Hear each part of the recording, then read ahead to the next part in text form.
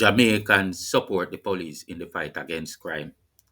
But is Mark Golding and the JFJ sacrificing Jamaicans for politics? Hello, everyone. It's SkyWalker. More coffee and more eye opening reality. The PNP's bid to sabotage the JLP's success in the war against crime threatens the lives of citizens, but they don't seem to care. And the JFJ seems like a complicit bunch, really. That is a complicit group. Ladies and gentlemen, today I want to talk about a crucial issue that affects every single one of us: public safety and the fight against crime in Jamaica. In recent times, we have seen significant progress in reducing homicides and violent crimes, thanks to the diligent efforts of our police force. However, this success story is not without its detractors. Far from it. Far from it. Organizations like the JFJ and political entities like the PNP have raised concerns and criticisms that, while potentially valid in some aspects, often seem to undermine the positive strides made by our police. As citizens who depend on these positive results, we cannot ignore the reality that our lives and safety are at stake. The downward movement of homicides directly justifies the fact that the right actions are being taken to protect innocent citizens. It's easy for public officials who are generally protected to politicize and grandstand while the people fear for their lives. This is what we see happening with these subtle means of sabotaging police progress in the war against crime. The PNP, in particular, has been criticized for openly highlighting gangsters on their political platforms, recruiting criminals, or having them as influencers. This behavior, which includes allowing threatening remarks and lewd music on campaign stages, only serves to embolden criminals and undermine public trust. In fact, it also undermines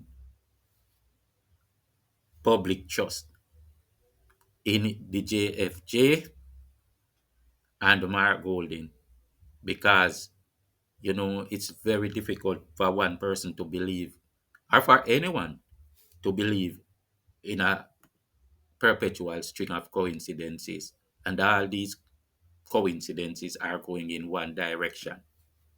It seems like a deliberate sabotage. Moreover, there is growing evidence that the same Mark Golding party funds gang members with public money and now defends them against the successes achieved by our law officers. See, another coincidence. What must we think as citizens? We must stand with the police because this political party and the JFJ seem to be going against us, especially when we look at this perpetual string of coincidences going in one direction. Hmm? The people of Jamaica are prepared to support the police against the JFJ and the PNP because the positive results from the police mean that innocent citizens are better protected. Even when the JFJ or PNP interests try to put a negative spin on it, the people are desperate to see this trend continue, this downward trend of mayhem. We believe that politics is playing a part in fueling crime and that the JFJ is not for the people but for politics. The criminals can help themselves by not pointing guns at police officers doing their work, right? Most of them will come out of those battles alive. We desperately need security. I said we desperately need security. Everything else at this point is mere semantics. I said everything else at this point is mere semantics. So, Mark Golding, Peter Bunting, you Rise United people and the JFJ, don't bother to start. Don't even bother. Additionally, it is important to acknowledge the commendable work being done by Indicom. They provide necessary oversight without hindering the police's ability to perform their duties. It is not necessary for the JFJ and the PNP to multiply that one useful body by three and go almost entirely against the police that already has their work cut out for them. They had this big body fighting against, which is the Indicom, and which the Indicom was there to create the balance. And you, the JFJ plus Mark Golding, the entire PNP, turned against them. Is like what they call two pound one a murder, but it's not 2 pound 1, it's 3 pound 1. Don't do it. Don't do it. The preservation of life and public safety seems to mean too little to the JFJ and the PNP. The citizens are the ones that suffer from this madness, as if these heartless criminals are more important than decent law abiding people. The support for the police is anchored in their tangible successes in reducing crime, which directly impacts the safety and well being of citizens.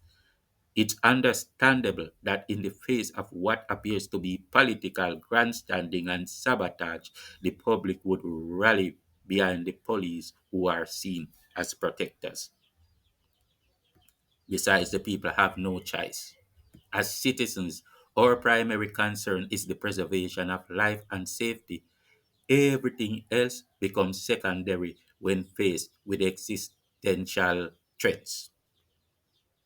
We must stand united with those who ensure our security and continue to advocate for effective policing and community safety.